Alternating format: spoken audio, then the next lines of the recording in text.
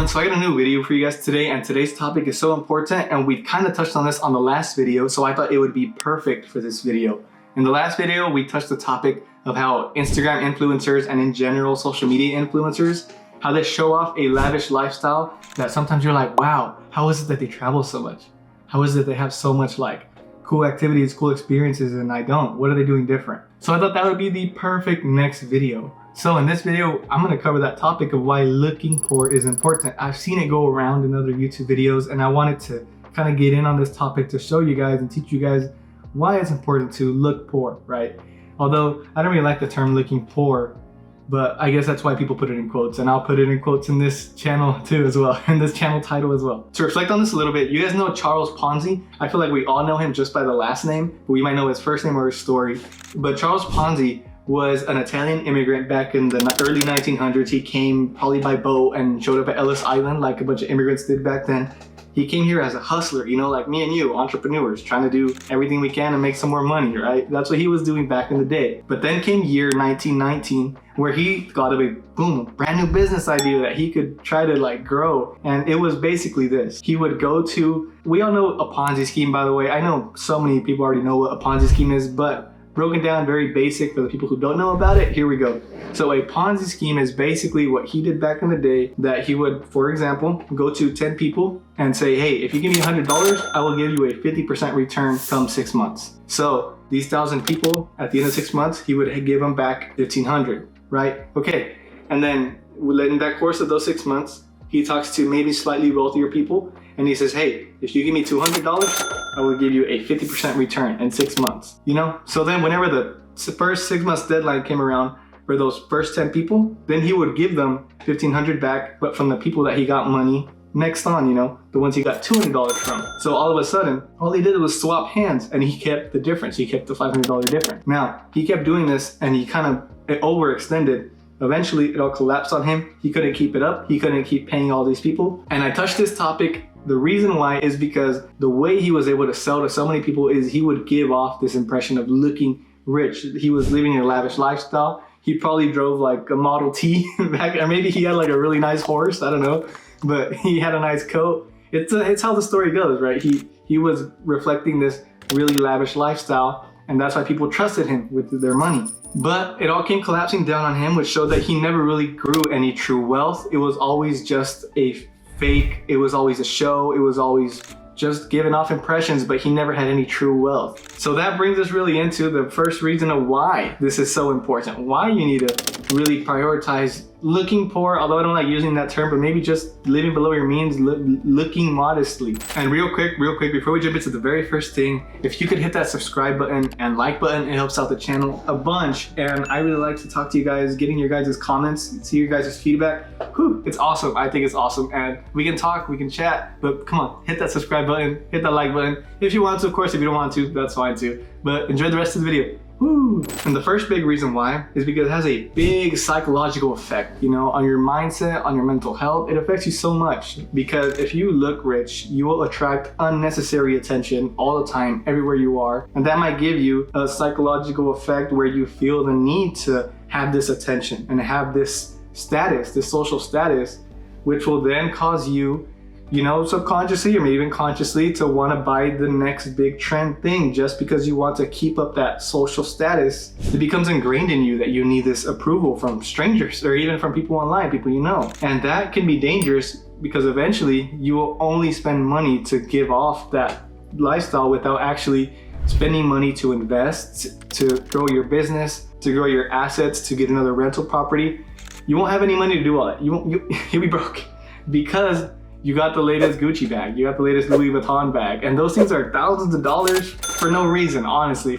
But we all know this, right?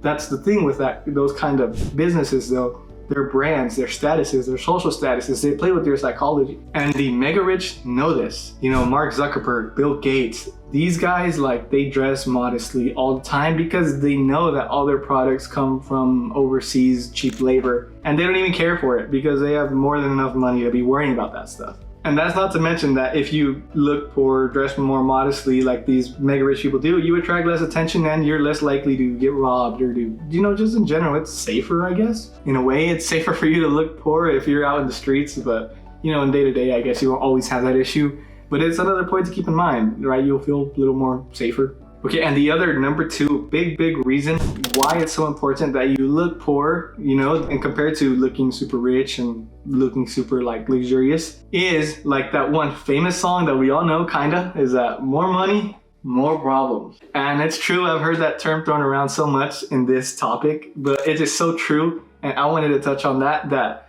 once you have more money, it brings more problems, whether it is for assets or liabilities. If you have a rental property, for example, that's more money, right? You're gonna be making more money renting it out. But just by the nature of it, it gives you more problems. Now you gotta look for insurance on that. Now you gotta look for tenants on that. You gotta pay taxes on that.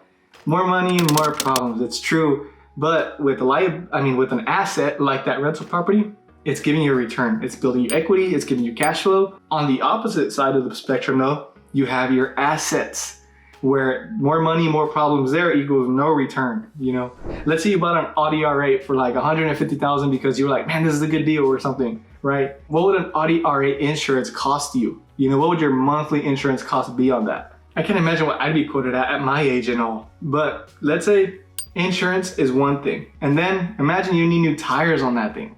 Don't get me started on how much that would be. And let's say it needs a yearly maintenance, every now and then something goes wrong. How much would it? You're looking at upwards of $2,000 to $3,000 or even more on that yearly maintenance that car will need, because every car does.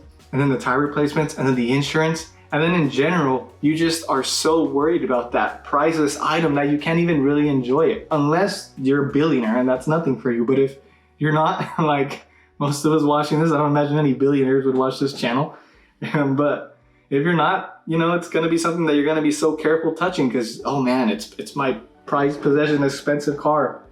So that's another reason why looking poor is better for yourself. It just gives you more problems, and these problems don't result in anything greater other than your social status, your ego, things that at the end of the day don't really matter. At the end of the day, whether you have a Ferrari or you don't, what's going to be really important is if you are content with your own life. If you are content with not needing the validation of strangers, the validation of other people, and you are just content with your life and what you have, which is probably my last point now, my third point on why looking poor is important, because once you get a new desk, for example, you start looking around and you're like, I could use a new lamp. And then I could use a new this, new that, new that. And it'd be fine if it's just to replace, but let's say you're like, man, I'm gonna go all out on this lamp because I saw this super expensive lamp by this super nice company. Well, now all of a sudden you got a super expensive lamp, and then it makes it hard for you to appreciate the smaller things that you already had before. And then you wanna spend more and more and more and more. And that comes back down to being content with what you have. When you live below your means, learning to be content with that, because it's a practiced gratitude,